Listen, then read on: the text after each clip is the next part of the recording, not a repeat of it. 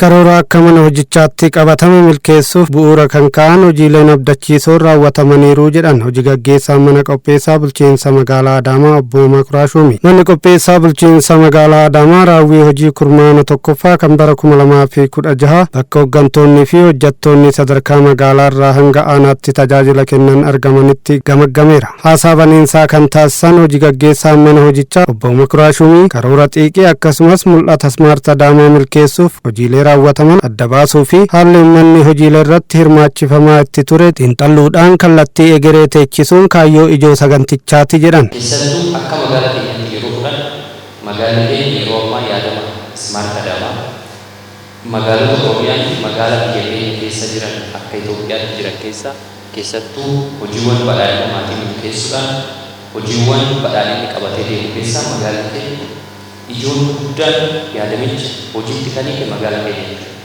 Magaalota biyya keenya miti waliin kan yaadannu kantiibonni Afrikaa iddoo garaagaraa jiran dhufanii hojicha kana konfirmi godhanii deeman. Nuti kana keessatti immoo akka mana hojii keenyatti ga'een keenya isa guddaadha. Qaama piroojeektii magaalaa keenya keessaa tokko Smaart Adaamaa. Akkasitti ilaallee hojjechaa jirra. Akkasitti ilaallee xiyyeeffannoo kennine deemaa jirra jedhamee sirriitti ilaaluun baay'ee barbaachisaadha.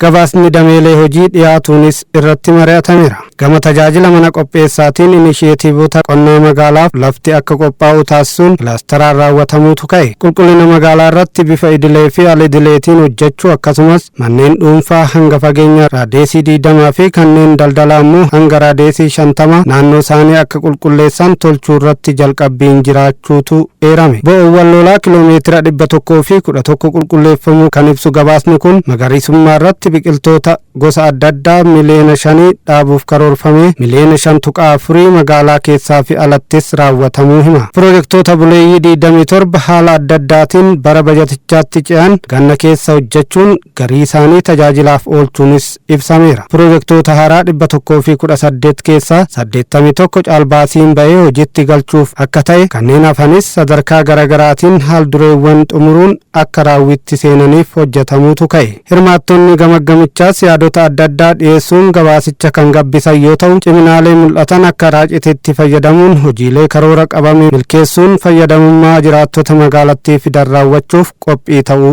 ibsaniiru. Hojiin akka magaalaa keenyaatti hojjetamu hojii hirmaannaa uummataati. Hirmaata uummataa kan akkamitti hojjechiisaarraa qulqullina wal qabatee fakkeenya akka gaabboomsaarraa jedhamee onni ka'e sirriidha. Hojii kanarratti qulqullina wal qabatee ammas hojii kana cimnee akka hojjennuudha akka nama tokkotti kan agarsiisu. Hojii gaggeessaa mana qopheessaa bulchiinsa magaalaa Adaamaa obbo Makuraa Shuumii kallattii gara fuula duraa ka'aniin kurmaanicha keessatti hojiilee raawwiin abdachiisoo ta'an itti galmaa'an jiru jedhan. Bara kana akkuma yaadattan boqonnaan qophii keenya